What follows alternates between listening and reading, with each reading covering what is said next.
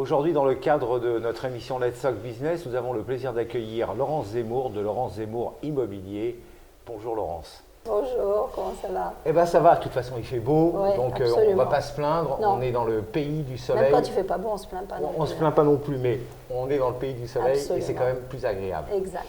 Alors Laurence, avant de pouvoir rentrer dans le vif de cette conversation business, j'aimerais que tu nous fasses une petite présentation de ton personnage, parce que d'après mes fiches que j'ai étudiées un petit peu auparavant avant de mener cette interview, je sais que tu es un personnage incontournable à Ranana, mais pas que à Ranana, et particulièrement dans le domaine de l'immobilier. Mais je crois savoir que ça n'a pas toujours été ta casquette d'intervention et que tu as fait autre chose dans ta vie. Oui, j'ai fait plusieurs choses même dans ma vie. Alors tu vas tout nous dire. Alors, waouh! Alors ça va me ramener il y a très très longtemps. Je viens de Marseille. D'accord. Donc ça fait 25 ans que j'ai fait mon alia. J'ai travaillé pendant 15 ans à la banque Léoumi à Marseille. Donc bonjour les Marseillais, c'est un petit clin d'œil sur la Canebière. Donc pendant 15 ans, j'ai travaillé à la banque. D'accord. Et quand je suis arrivée en Israël, j'ai été professeure des écoles.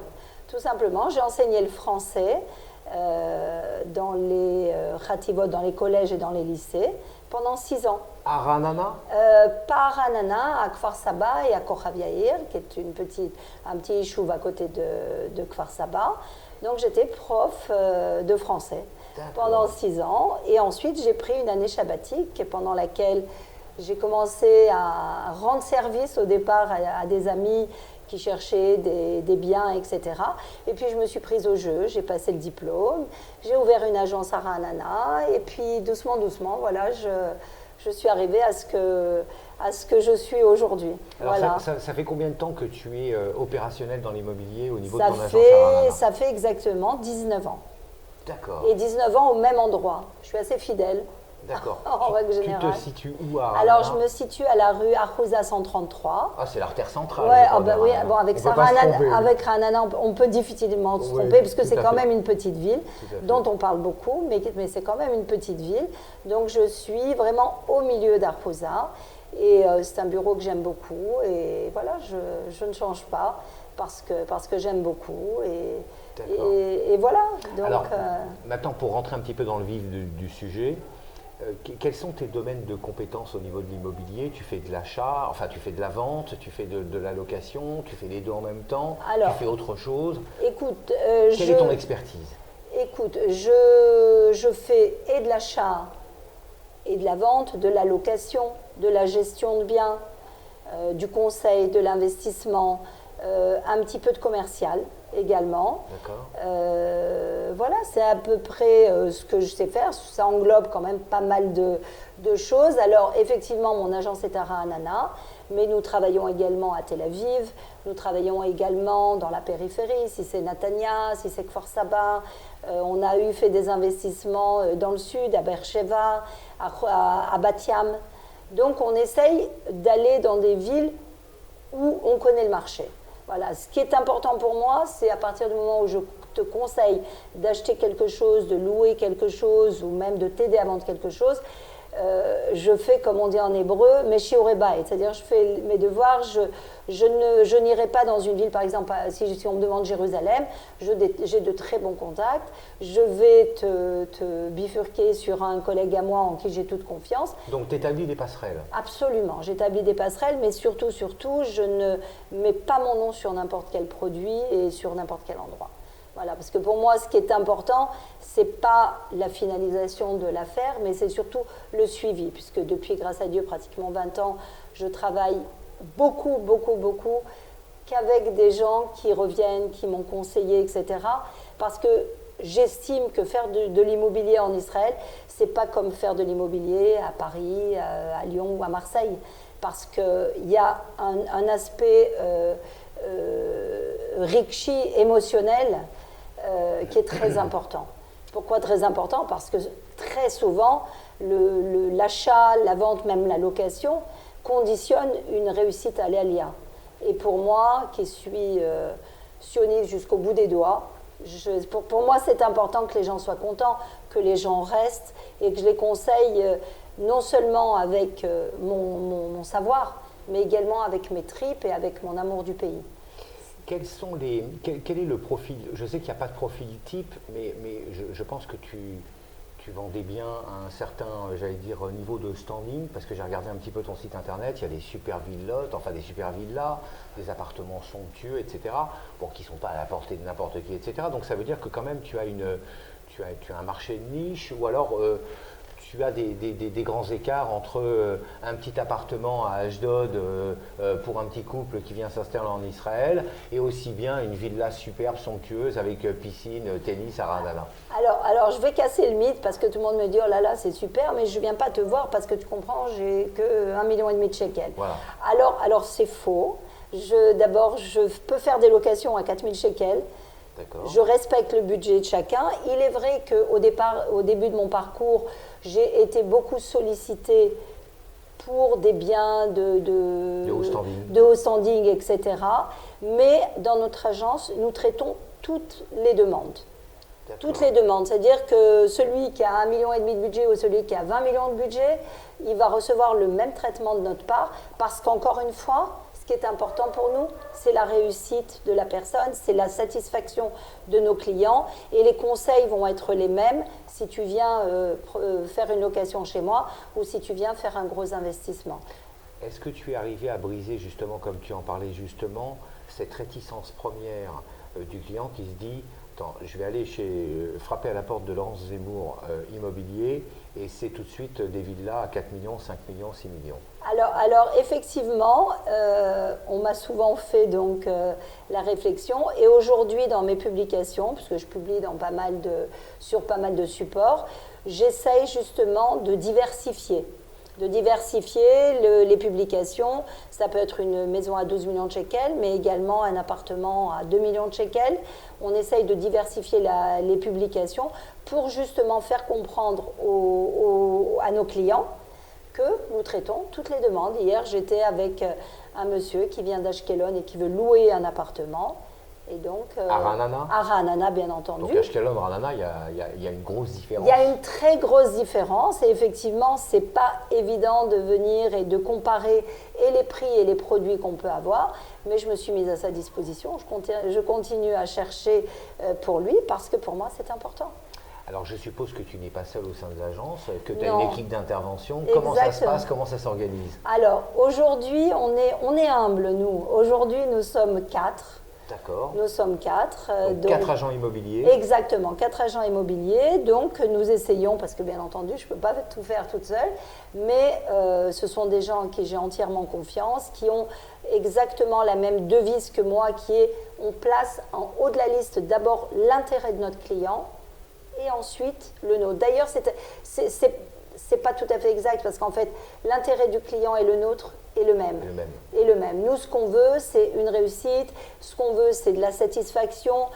Je dis toujours que c'est très sympathique de recevoir un chèque, mais quand tu me donnes ton chèque avec ta bracha en me disant merci, peu importe qu'il soit de 5 000 shekels ou de 100 000 shekels, pour moi, la satisfaction, ça n'a pas de prix. Et c'est un métier où tous les jours, tu es obligé de faire tes preuves. C'est-à-dire que c'est-à-dire qu'il y a une remise en question quotidienne. Il y a une remise en question quotidienne. C'est très important c'est bien de se faire un nom. Le plus dur, c'est de le garder. Oui, et donc, nous, on essaye vraiment de le garder. On essaye de donner des conseils le plus juste possible, même si parfois, on se tire une balle dans le pied et on dit, bon, tu sais quoi, regarde, ça, c'est un bon produit pour toi. Pour nous, on ne va pas te le vendre. Maintenant, si tu vas aller l'acheter avec quelqu'un d'autre, Matov, mais moi, c'est important d'associer mon nom à quelque chose de droit, à quelque chose. Et malheureusement, dans ce pays, il y a beaucoup de gens qui ne travaillent pas de la même façon. Ce n'est pas pour rien que les agents immobiliers n'ont pas toujours bonne presse, et je peux le comprendre. Mais moi, je ne vends pas mon âme au diable. Est-ce que tu pousses l'introspection sur le choix d'un appartement ou d'une villa ou d'un autre produit, jusqu'à décrire les écoles qui sont aux alentours, les commerces, etc., où tu vends froidement un produit Non, je vais te donner l'exemple de ce monsieur qui a tourné avec moi, qui était venu et on lui avait parlé d'un nouveau quartier neuf. Quand j'ai vu le personnage, quand j'ai demandé les écoles, sa façon de vivre, etc., j'ai dit, écoutez, moi je peux vous montrer des appartements à Neve Zemer, aucun souci. Mais à mon sens, ce n'est pas un quartier pour vous. Maintenant, j'avais tout à fait intérêt parce qu'à Neve-Zémer, c'est beaucoup plus cher. Mais pour moi, c'est important de lui donner ma façon de voir les choses. Après, bien entendu, il fera ce qu'il voudra. S'il veut avoir un appartement plus neuf ou plus spacieux, etc., à un endroit qui lui correspond moins, moi, j'aurais tout dit. Ouais. Et après, je te laisse le choix de voir ce qui te convient. Presque à l'extrême, tu vas presque pousser le dialogue de la franchise avec ton prospect, même si tu le perds. Absolument, absolument. Moi, mon devoir, et c'est ce que je dis aux gens qui travaillent avec moi, et c'est d'ailleurs, quand on passe le diplôme, c'est ce qu'on doit faire en principe, c'est de donner tous les éléments. D'abord, tous les éléments qu'on a sur le bien qu'on propose, mais également de donner la grande image, comme on dit en hébreu, oui. Justement pour que toi, qui es novice, okay, qui n'a pas mon expérience ou l'expérience des gens qui travaillent avec nous, de pouvoir te laisser réfléchir, mais en ouvrant les horizons. Et pas simplement en te disant, tiens, je veux un appartement neuf, et l'homme échané si tu n'es pas au bon endroit. Parce que ça, après, ça va influencer sur ta réussite d'Alia. Tu comprends? Et moi, ça, je ne veux pas. Qui peut aller même jusqu'à une malheureusement, absolument, absolument. Donc moi, je te dis tout. Et après, en fonction, tu vas choisir quelles sont les pcharotes, quelles sont les concessions que tu vas faire ou pas. Mais nous, on aura tout dit. Est-ce que tu travailles essentiellement avec la communauté francophone? Alors, pas que. Pas que. Bien sûr, miteva advarim, c'est-à-dire parce qu'on est francophone, parce qu'on a la même mentalité, parce qu'on a les mêmes références. Donc, effectivement, c'est plus facile de travailler avec un public francophone, mais pas que. Et je dois dire que les Israéliens sont extraordinaires, même si les Français disent que les Israéliens sont des embrouillards. Je dois dire que ce n'est pas vrai. Il y a des gens magnifiques avec lesquels je travaille, aussi bien des professionnels que des clients. Et ce sont des gens qui savent ce qu'ils veulent et qui justement apprécient le travail à la française. À la française, oui. Exactement. Est-ce que tu remontes à la source au niveau de ta clientèle sur des gens qui sont implantés à Paris, qui vont vendre leurs appartements à Paris pour pouvoir acheter un bien ici en Israël et qui t'appellent de Paris ou de France, bien sûr, Paris, Lyon, Marseille, etc. et qui vont te dire, Laurence, voilà, on va arriver, on veut une implantation à Ra'anana ou autre ville selon leur destination, selon leur choix et la destination qu'ils veulent emprunter, parce que c'est une vraie destination de vie aussi.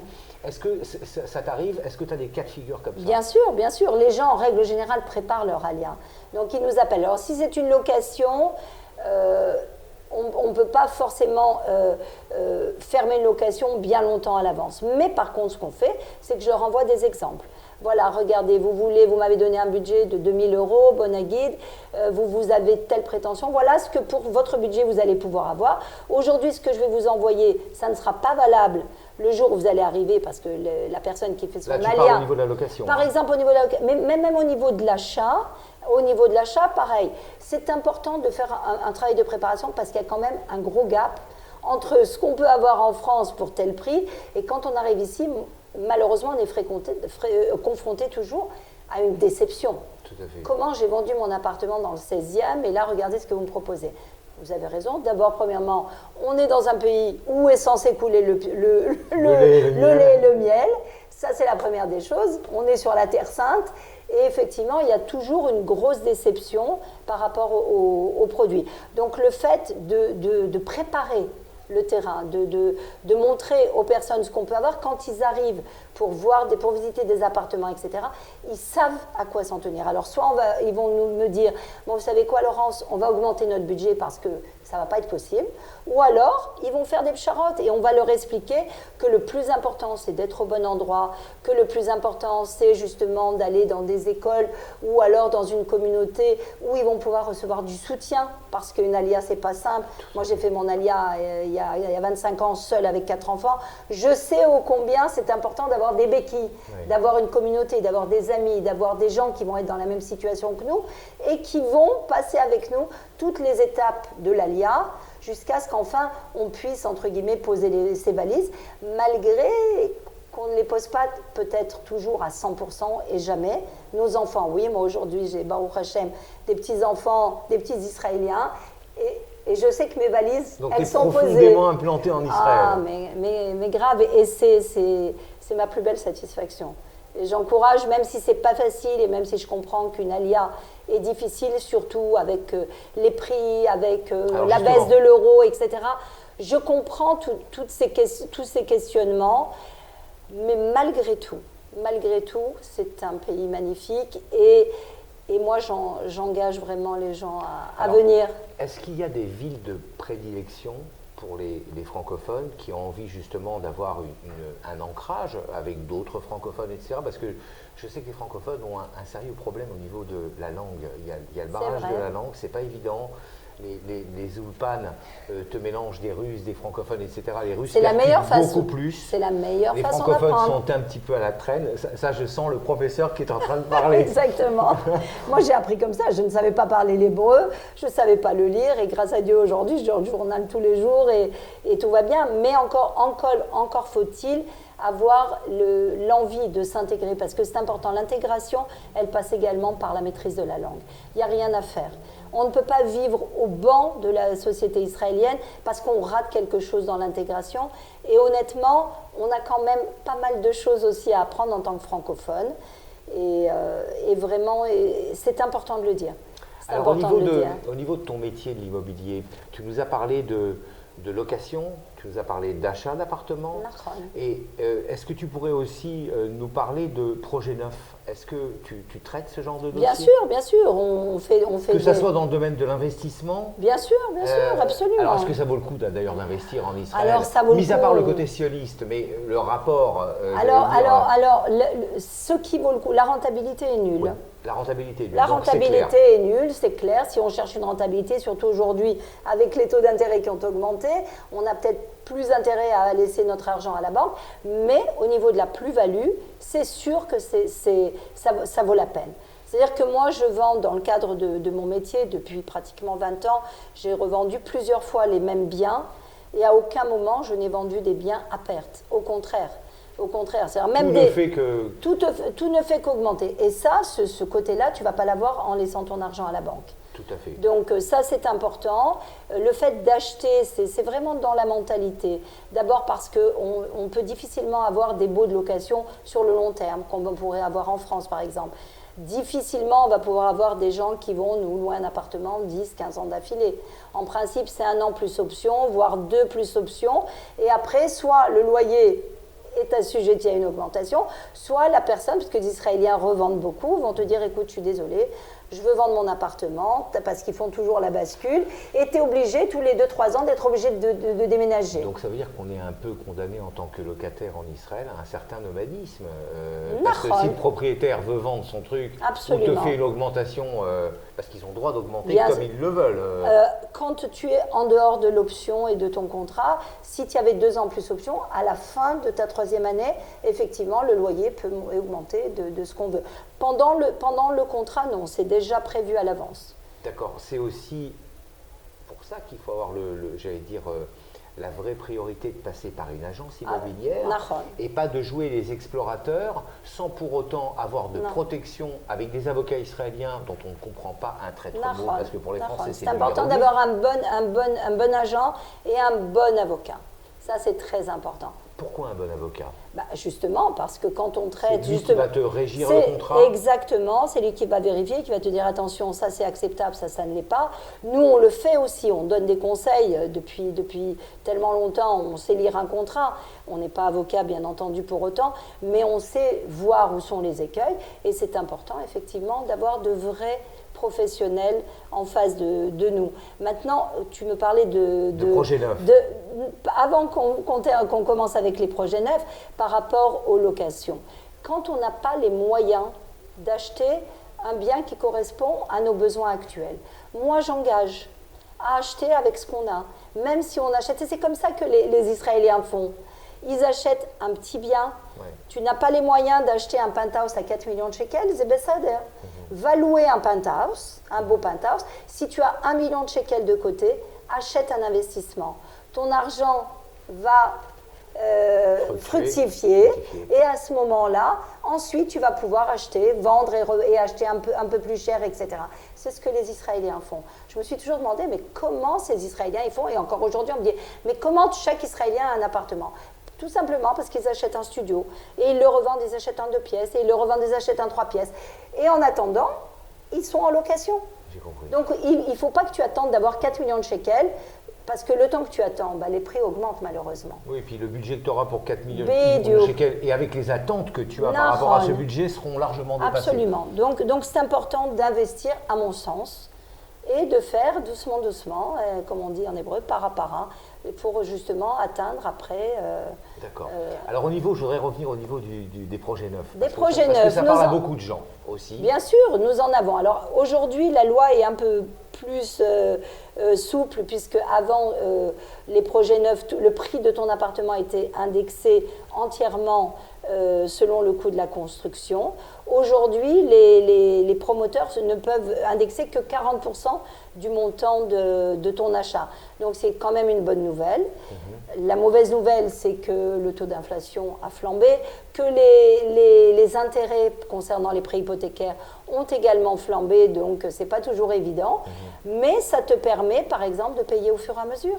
Aujourd'hui, tu as, 500 000 euros, 200 000 euros, tu peux les mettre et ça te donne le temps de pouvoir amener encore de l'argent à la maison. D'autant qu'aujourd'hui, si tu achètes un bien à 2,5 millions de shekels sur plan, à l'arrivée, quand tu vas recevoir les clés, il aura bien entendu prix de la valeur, etc. Même si tu payes l'indexation, tu vas quand même être gagnant.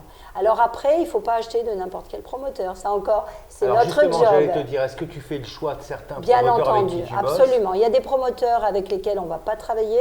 Nous, ce qui nous intéresse, c'est de travailler avec des gens qui ont pignon sur rue, avec des gens qui respectent leurs engagements, avec des gens qui respectent les délais de livraison, qui savent bien construire. Parce qu'il y a tout et n'importe quoi, malheureusement. Tu parles même au niveau de la construction? Absolument. D'une construction d'un building, enfin d'un immeuble à l'autre, c'est pas la même histoire. Absolument. C'est important pour nous de faire le choix du promoteur parce qu'il y a des promoteurs qui construisent mieux que d'autres. C'est comme dans n'importe quel domaine. D'accord. Et nous, on est là pour aller vérifier. D'accord. J'ai cru comprendre que pour acheter un bien immobilier, il faut un avocat. Absolument. Il faut une mashkenta, ce qu'on appelle un crédit immobilier. Absolument. Est-ce que tu réunis tous ces corps d'intervention en le proposant à ton client final? Est-ce que tu prends vraiment par la main, même jusqu'à ce niveau-là, ou tu vas lui conseiller? Ça c'est important aussi pour nos auditeurs. Alors nous, on conseille, parce qu'on a l'habitude de travailler avec certaines personnes. On a une palette d'avocats avec lesquels on va travailler, parce que ce qui te convient, tel avocat va te convenir à toi et peut-être pas forcément à quelqu'un d'autre. Donc c'est important. Nous, on propose différents noms d'avocats. Que tu connais, que tu as pratiqué, bien entendu, etc. absolument. Que des gens qui, pour nous, sont des gens hyper professionnels, etc., et efficaces. On va faire la même chose par rapport à l'emprunt, par rapport à certaines banques, etc., par rapport à certains shamaïm, c'est-à-dire experts, qui vont savoir venir et expertiser un bien, etc. Nous, on a une gamme de professionnels avec lesquels on travaille et on va les proposer. Après, ce qui est important aussi, c'est justement que nous, on prend le projet du départ, c'est-à-dire que si demain matin, tu achètes un appartement avec moi qui est livrable sous 24 ou 36 mois, je suis avec toi. Jusqu'à la remise des clés, jusqu'au changement de nom au niveau de la mairie, etc. Donc, aucune surprise à l'arrivée? Aucune surprise, en tout cas qu'on ne sache pas gérer. Et surtout, on est là, on accompagne. Nous, on va même, avec nos clients, faire des choix de carrelage, leur dire attention, ça c'est joli. Tu vas même pousser le truc jusqu'à l'architecture intérieure de l'appartement. Nous, on adore parce que c'est la satisfaction. Oui, bien sûr. À la fin, tu es content, tu as tes clés, etc. C'est génial. Et après, on va boire le café. Alors, Laurence, est-ce que tu nous emmènerais boire un café dans une de tes belles villas? Alors, tu sais, Jean-Jacques, il ne faut jamais me prendre au mot. Tu voulais un café dans une magnifique maison, eh bien, on y est. Mais c'est plus qu'une magnifique maison, c'est un paradis sur Terre. Absolument. C'est idyllique. Est-ce que tu peux nous décrire un petit peu ce produit? Voilà, nous sommes ici à Ra'anana, nous sommes en centre-ville, malgré le silence, parce que nous sommes à la rue à Haganah. C'est une petite rue sans issue, où il n'y a que des villas, que des cottages. Et là, nous sommes dans une magnifique maison qui a été construite il y a 2 ans. Une maison sur 500 mètres de terrain, qui est tout à fait exceptionnelle quand même à Ra'anana. Nous n'avons pas de grande superficie de terrain. 450 habitables, des matériaux qui sont venus de l'étranger. On a du travertin dans la maison. Nous avons bien entendu, comme vous pouvez le voir, une magnifique piscine à débordement. On se croirait en Thaïlande, pourquoi pas. Très jolie hauteur de plafond, de la domotique bien entendu. Il faut être assez intelligent pour habiter ici, puisque pour savoir appuyer sur tous les boutons, mais bon, ça s'apprend. Chaque chambre est une suite, ça veut dire qu'il y a une salle de bain. Dans chaque chambre, exactement. Nous avons un home cinéma, une maison où il fait vraiment bon vivre, des baies vitrées de partout, justement pour faire une harmonie entre l'extérieur et l'intérieur. Laurence, merci pour toutes ces explications. Avec plaisir. Ce que je voudrais te proposer, et bien sûr te remercier avant, de visiter cette jolie maison. Avec grand plaisir, on va faire un petit peu rêver les gens. On va faire rêver les gens. Ok, avec plaisir. Merci Laurence. Avec plaisir, au revoir.